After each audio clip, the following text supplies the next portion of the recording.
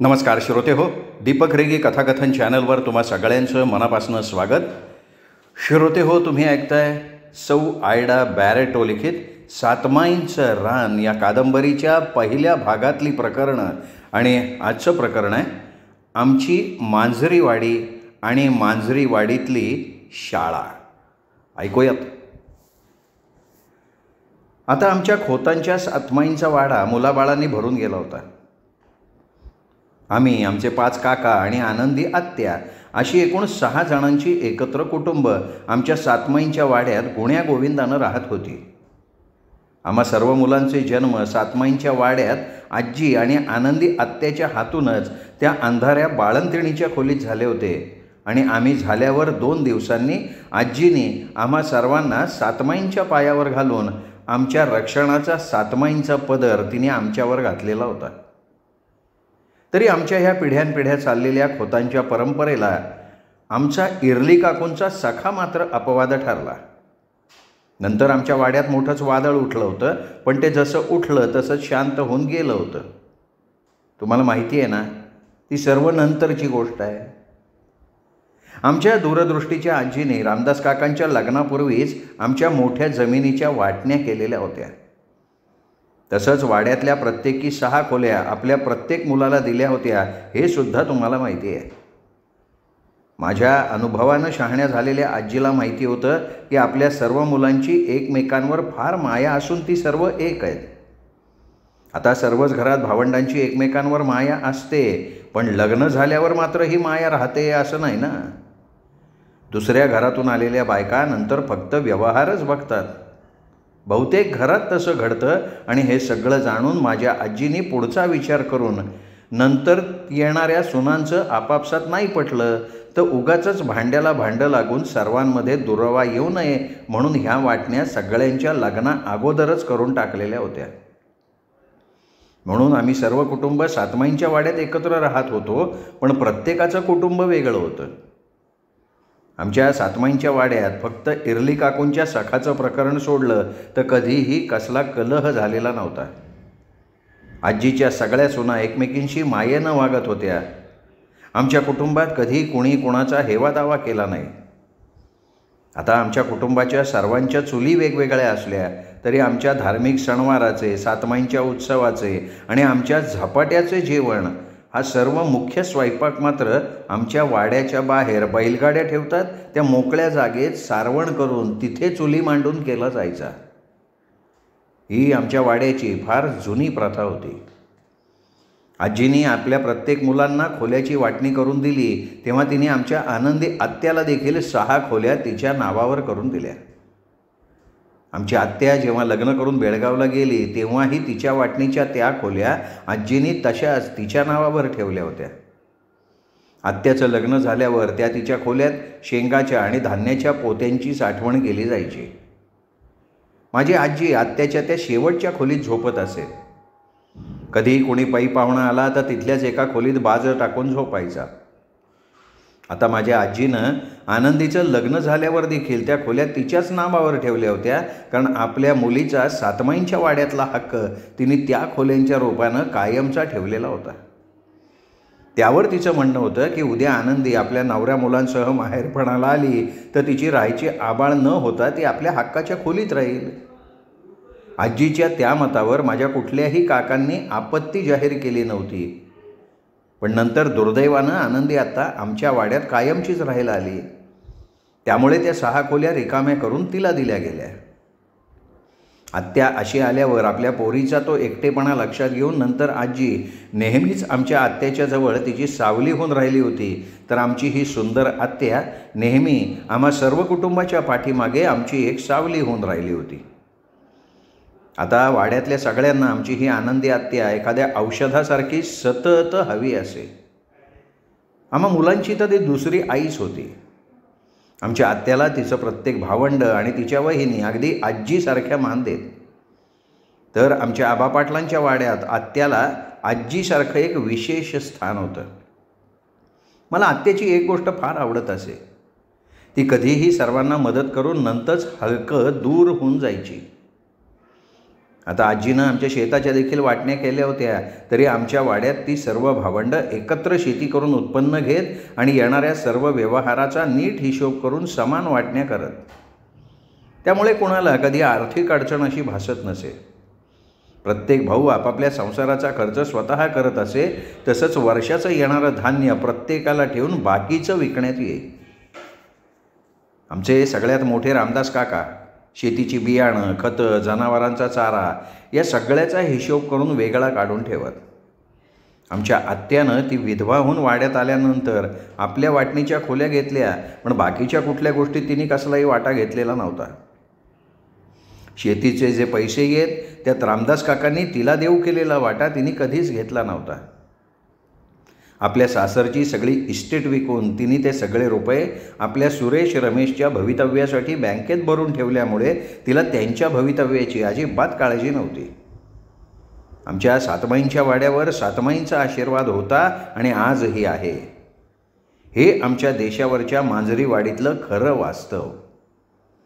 एक हलकी फुलकी कादंबरी करून लिहिताना मला त्यावेळी तिथे घडलेल्या सगळ्या घटना पुन्हा पुन्हा आठवून माझं मन उगाचच फार उदास होऊन जातं. अनेक वेळा वाटतं ते सगळे सुंदर दिवस पुन्हा यावेत आणि ही कादंबरी कधी पूर्णच होऊ नये. ही कादंबरी लिहिण्यातच मी रमून जावं, कारण गेलेला प्रत्येक क्षण नंतर पुन्हा कधी परत येत नाही. फक्त त्या क्षणाच्या आठवणी मनाच्या सांदी कोपऱ्यात तशाच दाटून डंख मात्र मारत राहतात.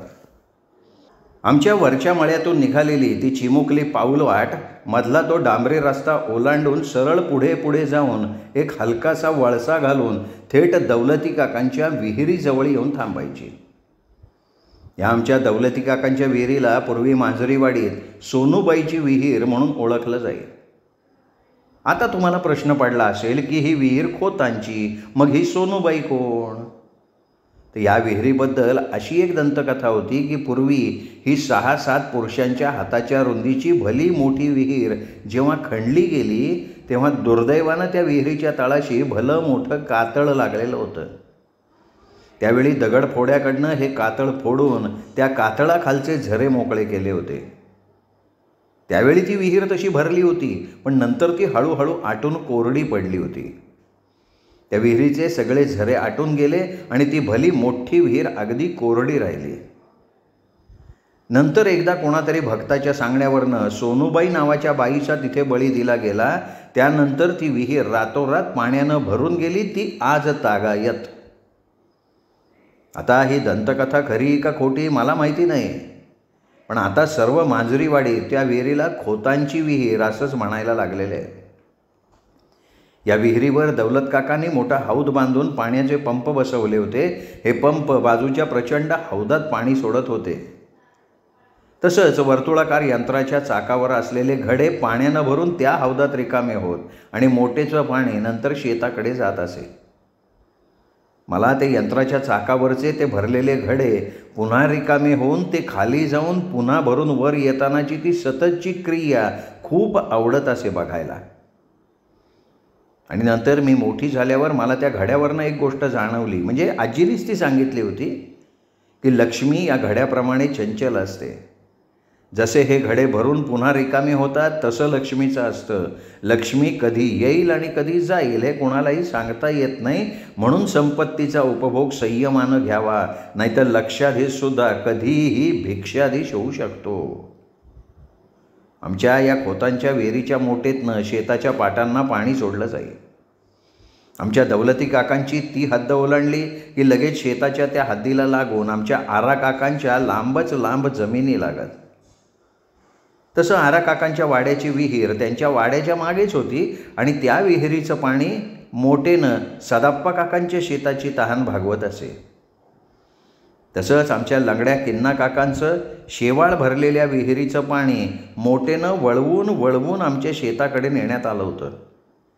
तर आमच्या डाव्या बाजूच्या शेताकडे दाजीच्या रानफुलांच्या माळ्यातल्या विहिरीचं पाणी मोटेनं आमच्या शेताच्या पाटाकडे जात असे.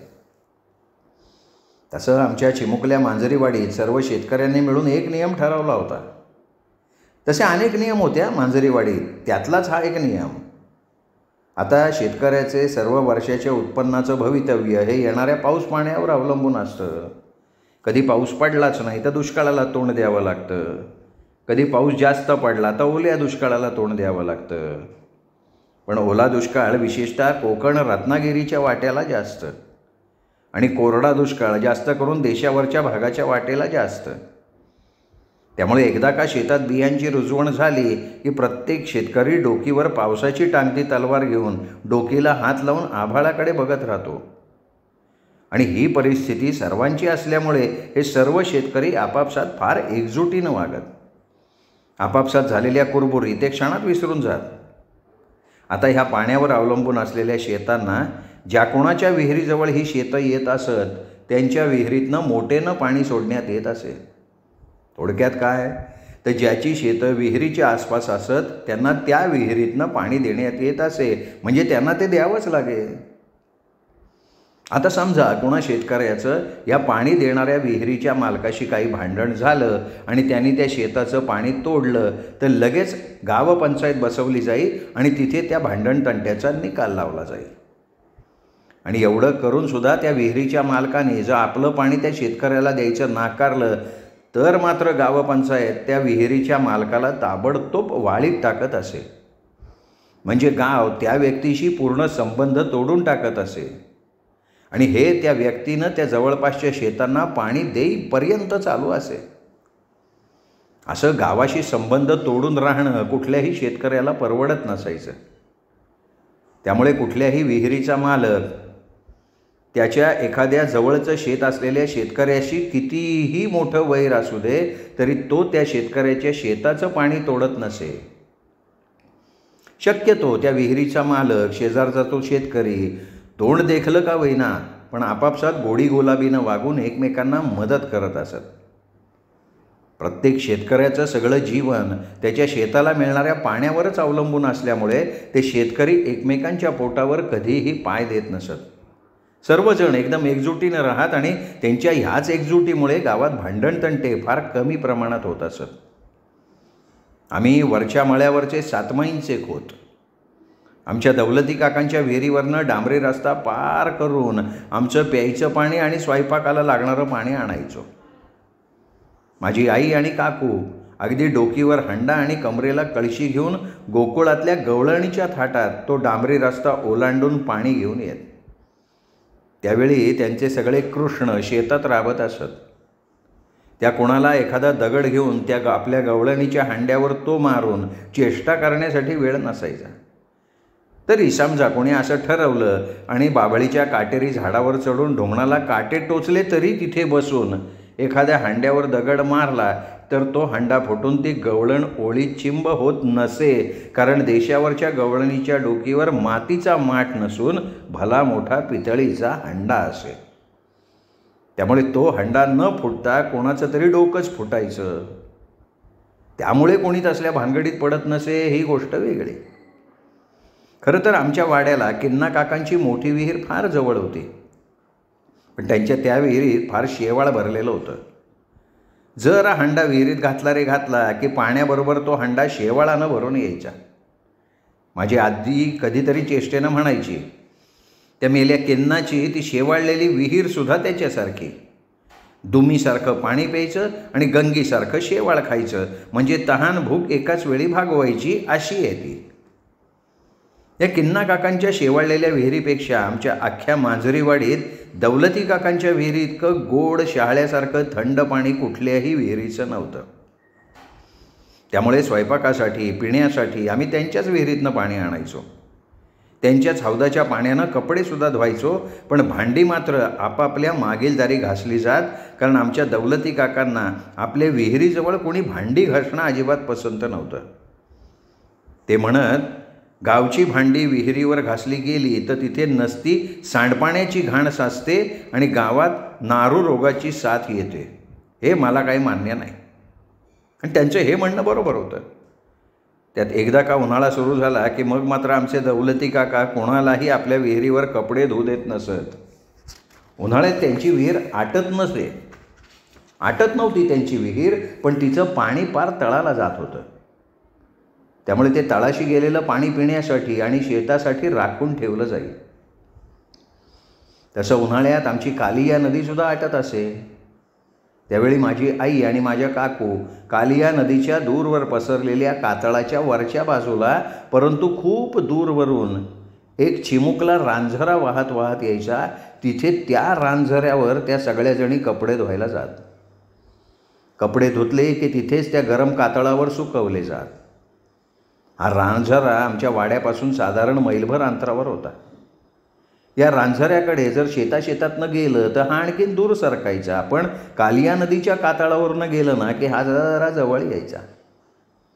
ह्या आमच्या काकू आणि माझी आई उन्हाळ्यात या रांझऱ्यावर कपडे धुवायला गेल्यावर एकदा का कपडे धुवून वाळत घातले की नंतर लुगड्यावरच आपली आंघोळ आटपून घेत आणि जरा दूरवर जाऊन दुसरं लुगडं नेसून ते ओलं लुगडं तिथेच दगडावर आपटून धुवून वाळवून घेत असत.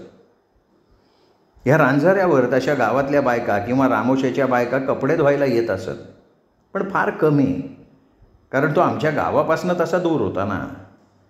त्यात तो रांझरा आणि त्याच्या आजूबाजूचा परिसर झपाटलेला आहे असं मानलं जाईल, त्यामुळे कुणी तिथे एकटं दुकटं जात नसे. आमच्या वाड्यात माझी आई, आनंदी आत्या आणि माझ्या सगळ्या काकू एकत्र मिळून कपडे धुवायला जायच्या. पुढे या एकांतातल्या रांझऱ्यामुळे आमच्या गुरांच्या गोठ्यामागे माझ्या नावाची सरस्वती विहीर बांधली गेली होती. ती सगळी मोठी कहाणी आहे, ती मी तुम्हाला नंतर सांगणारच आहे. त्याच्या आधी मी तुम्हाला आमच्या एकाच वर्गाच्या शाळेची ओळख करून देणार आहे बरं का. आमच्या खालच्या खोतांचा म्हणजे आमच्या दौलती काकांचा वाडा तसा बराच भला मोठा होता, अगदी अजस्त्र होता. या वाड्यात आमच्या वाड्यासारखे दौलती काका, लिंबोणी काका आणि राम काका एकत्र राहत. अर्थात त्यांनी शेतासारखे आपल्या या वाड्याच्या सुद्धा वाटण्या करून टाकलेल्या होत्या. ह्या वाड्याच्या वाटण्या झाल्यानंतर दौलती काकांनी आपल्या वाटणीच्या जागेत आपल्या वाड्याच्या पुढेच तरी बऱ्याच अंतरावर म्हणजे त्या सोनूबाईच्या विहिरीच्या समोरच अगदी सरळ चाळीसारख्या भल्या मोठ्या अशा एकूण 14 खोल्या बांधल्या होत्या. ते या प्रत्येक खोलीत आपली आणि आपल्या भावांची बी बियाणं, धान्याच्या साठवणीची पोती ठेवत असत. 2 खोल्यात त्यांच्या धान्याच्या कणग्या होत्या आणि काही खोलीत शेतीची अवजारं तसंच हे ते माती मसण ठासून भरलेलं होतं. आता तुम्ही म्हणणारच, अगं बाई सरस्वती, हे तुमचे दौलती काका आपल्या त्या 14 खोलात काय माती मसण भरून ठेवत होते हे आम्हाला कशाला सांगतेयस? तर त्याचं कारण म्हणजे या 14 खोल्यांमधली सगळ्यात मध्ये असलेली एक भली मोठी खोली होती. ती खोली आमच्या मांजरीवाडीतल्या नाव नसलेली आमची प्रसिद्ध शाळा होती. आता तुम्हाला माहिती असेल, पूर्वी किंवा आज देखील अनेक खेडेगावात झाडाच्या खाली शाळा भरवून तिथल्या मुलांना शिक्षण दिलं जातं. आता सरकारने अशा झाडाखालच्या शाळांना सरकारी जागा देऊन शाळेची सोय केली आहे म्हणा. तसंच आमच्या आराकाकांनी आपलं सूर्यफुलाचं शेत मल्लखांब खेळासाठी आणि कुस्तीच्या आखाड्यासाठी दिलेलं होतं. त्यावेळी त्यांना वाटलं होतं की आपण आपल्या गावच्या तरुणांसाठी काहीतरी करावं, पण त्याचा नंतर काही उपयोग झाला नाही ही गोष्ट वेगळी. त्याचवेळी आमच्या दौलती काकांनी पूर्वी सदप्पा काकांच्या खळ्यात उघड्या जागेवर भरणाऱ्या शाळेची गैरसोय लक्षात घेऊन आपण सुद्धा आरासारखं काहीतरी गावाच्या कल्याणासाठी करावं म्हणून त्या 14 खोल्यातली सगळ्यात मोठी मधली खोली शाळेसाठी देऊन टाकली होती. ही अगदी एकच ऐतिहासिक खोली आमच्या मांजरीवाडीच्या 1ली ते 7वी पर्यंतची प्राथमिक शाळा होती. आमच्या या शाळेला 4 भिंती होत्या. डाव्या हाताच्या आणि उजव्या हाताच्या भिंतींना 2 लहान खिडक्या होत्या आणि मध्ये लहानसं दार होतं. या दाराच्या बाहेरच शाळा भरली, शाळा सुटली याची सूचना देणारी घंटा बांधलेली होती. या आमच्या शाळेचे तरुण शिक्षक रहीम मास्तर होते. त्यांची बसायची खुर्ची दाराच्या बाजूच्या समोरच्या भिंतीला टेकून ठेवलेली होती. त्या खुर्चीसमोर एक टेबल होतं, त्याचा एक पाय डुगडुगत होता. त्यामुळे आमचे रहीम मास्तर त्या डुगडुगणाऱ्या टेबलाच्या पायाखाली एक कागदाची घडी सरकवून ते टेबल नीट ठेवत असत आणि प्रत्येक 2-3 दिवसांनी ते अगदी स्वतः जातीनं वाकून ती जुनी घडी काढून नवीन कागदाची घडी त्या पायाखाली सरकवून ठेवत. हे रहीम मास्तर त्या टेबलावर कधी आपलं ढोपर टेकवत नसत, तर ते आपलं सुवासिक वासाच्या तेलानं माखलेलं डोकं मागच्या भिंतीला टेकवून डोळे बंद करून हलके खर्राटे भरत असत. त्यांच्या त्या तेलानं माखलेल्या डोक्यामुळे त्या कळकट्ट भिंतीवर अगदी मधोमध एक गोल वर्तुळ उमटलेलं होतं. आमचे रहीम मास्तर बरोबर त्या वर्तुळावर डोकं टेकवून शाळेत झोपा काढत. तसं त्यांचं त्या वर्तुळावर डोकं टेकलं रे टेकलं की त्यांचे डोळे चटकन झोपी जात. या आमच्या मास्तरांच्या डोकीच्या वर्तुळामागे जरा वर एक चौकोनी फळा मोठा खेळा मारून लटकवलेला होता. त्या फळ्यावर ते नेहमी शाळेत आल्याबरोबर ता एवढंच लिहून त्या दिवसाची तारीख घालत. पण ह्या फळ्यावर हा कितवीचा वर्ग आहे हे कधीही चुकून लिहित नसत. आता ते लिहिणार तरी काय, कपाळ.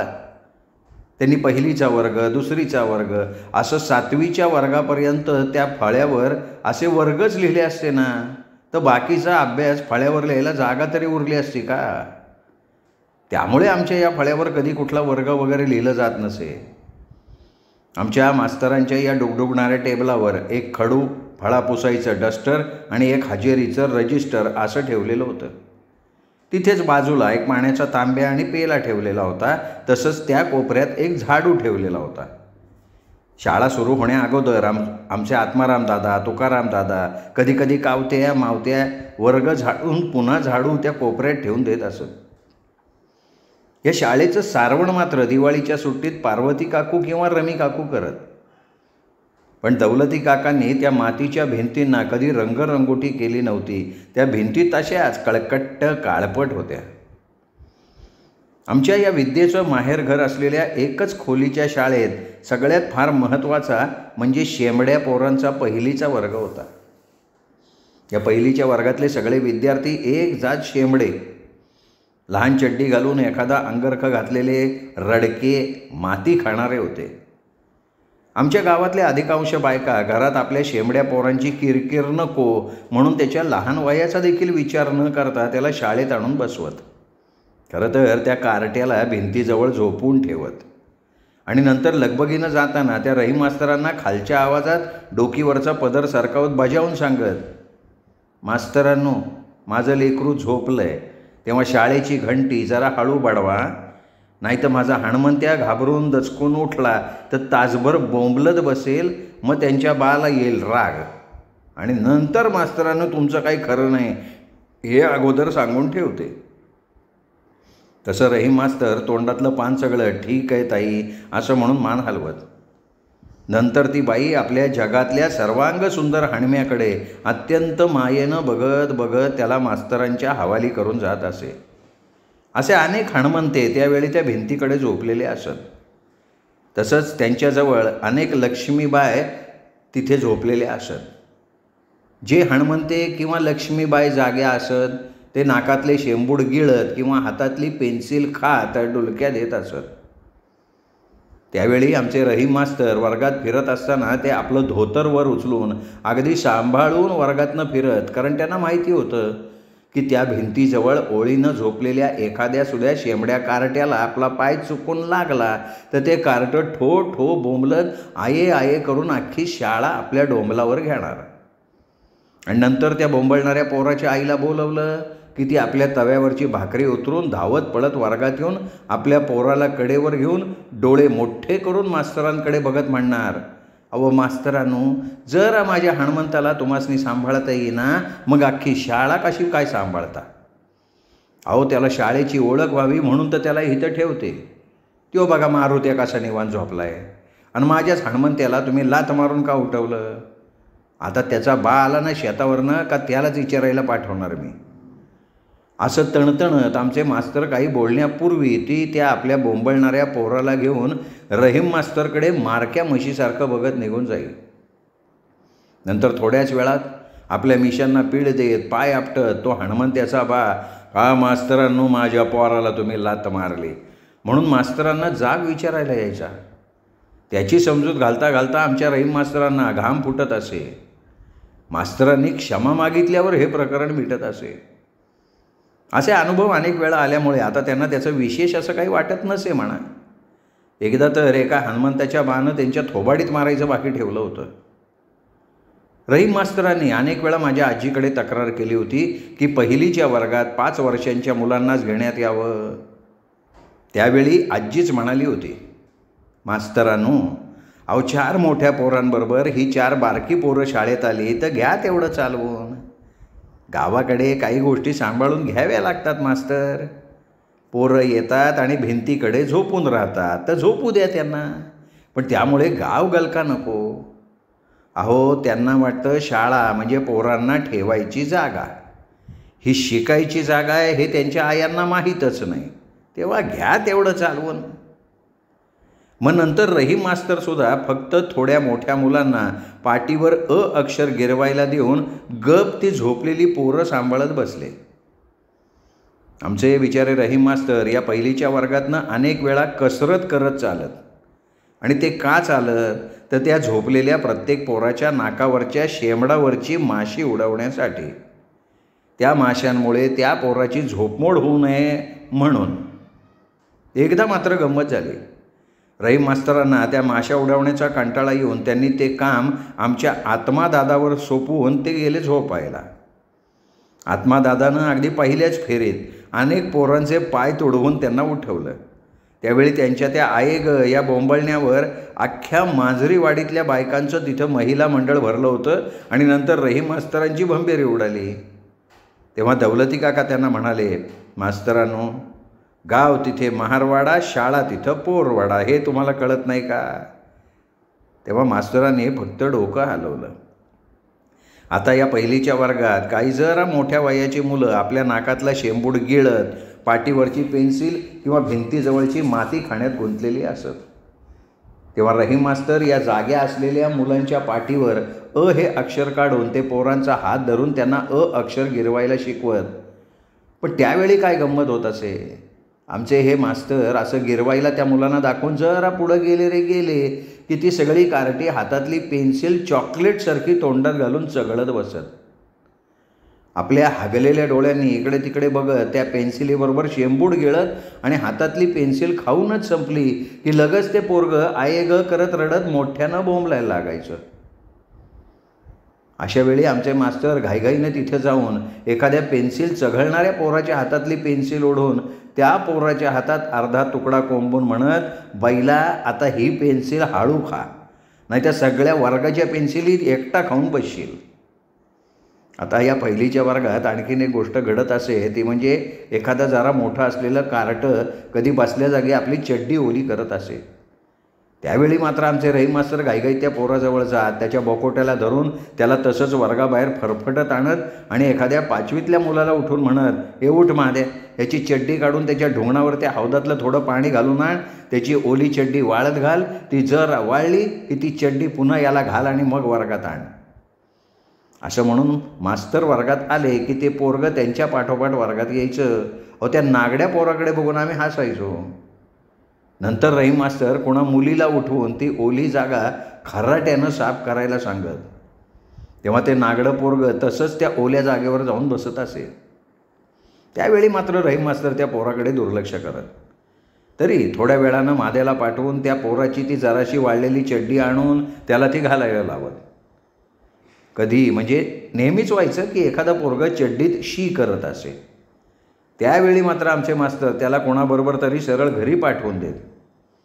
त्यामुळे शाळा सुटायच्या वेळी फक्त भिंतीजवळ झोपलेली पोरं सोडून तिथं बाकीची कोणी मुलं नसत. ती रिकामी जमीन ओलैत्यानं भरलेली असून सकाळी तिथे कोणीतरी बसलं होतं हे दाखवत होती. अशा या पहिलीच्या वर्गानंतर खडूनं त्या भिंतीपासून दुसऱ्या भिंतीपर्यंत एक रेषा मारलेली होती. त्या रेषेनंतर तिथे दुसरीचा वर्ग भरत असे. त्या रेषेच्या बरोबर समोरच्या भिंतीवर एक उघड्या अंगानं चरख्यावर सूत काढणाऱ्या गांधीजींचं कॅलेंडर खेळ्यावर लटकवलेलं होतं. मला आजसुद्धा ते कॅलेंडर डोळ्यासमोर येतं आणि जेव्हा जेव्हा मी गांधीजींचं छायाचित्र बघते तेव्हा वाटतं, भारतातील करोडो जनतेच्या वस्त्राच्या ददातीचा निषेध करून अशा उघड्या अंगानं राहणारे आमचे बापूजी जर का आमच्या ऑस्ट्रेलियात किंवा इंग्लंड अमेरिकेत असते तर. पुढचं मी काय बोलत नाही. या कॅलेंडरच्या रेषेच्या मध्ये दुसरीचा वर्ग भरत असे. या वर्गात चिंगी, यमी, आमची मंजी होत्या, बाकीच्या शेतकऱ्यांची मुलंही होतीच.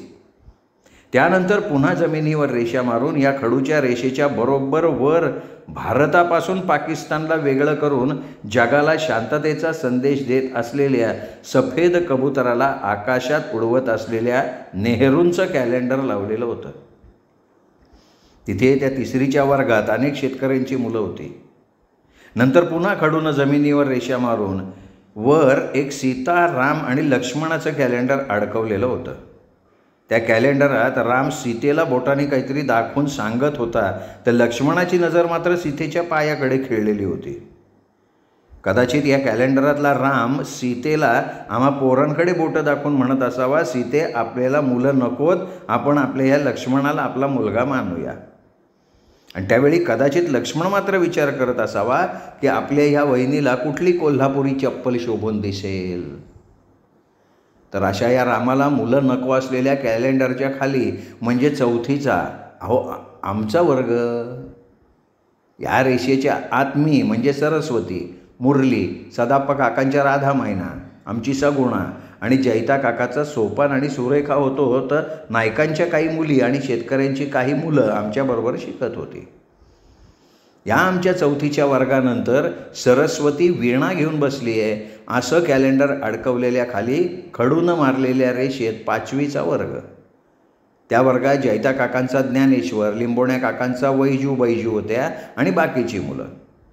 त्याच वर्गात आमचे आत्मा, तुकादादा, कावत्या मावत्या होते. तर सहावीच्या वर्गात कुठलंच कॅलेंडर नव्हतं. कदाचित सगळी कॅलेंडरं संपून गेलेली असावीत. तिथे फक्त खडूनं मारलेली जमिनीवरची रेषा होती. त्या सहावीच्या वर्गात फक्त पाड्या काकाचा आनंद आणि आरा काकांच्या समोरच्या शेतातल्या सावळ्या फकीराचा पोरगा गोंत्या होता. ही दोन्ही पोरं ढ. देव जाणे ती सहावीत पोचली कशी. पण हे दोघे जण अभ्यासात ढ असले तरी ते कोणाशी मारामारी करण्यात अतिशय पटाईत. तसं आमच्या आत्मा, तुकादादाला आजीनी जरा लाडानं उशिरा शाळेत घातलं होतं, नाहीतर आत्ता ते दोघं सहावीत असते. आता सातवीच्या वर्गातला एकही कॅलेंडर नव्हतं. तिथे एकही विद्यार्थीसुद्धा नव्हता. आमची ही सर्व वर्गांची एकत्र शाळा छान चाललेली होती. या शाळेत वयाचा काही हिशोब नव्हता. इथे यायचं, रहीम मास्तर काय शिकवतील ते शिकायचं आणि पळायचं, हे एकच काम. अशा ह्या एकाच मोठ्या खोलीतल्या सातवीपर्यंतच्या शाळेचे एकमेव शिक्षक होते आणि ते म्हणजे तरुण मुसलमान रहीम मास्टर. श्रोते हो, आमची मांजरीवाडी आणि मांजरीतली शाळा या प्रकरणाचा हा भाग इथेच संपला. पुढचा भाग उद्या. तोपर्यंत नमस्कार मित्रो.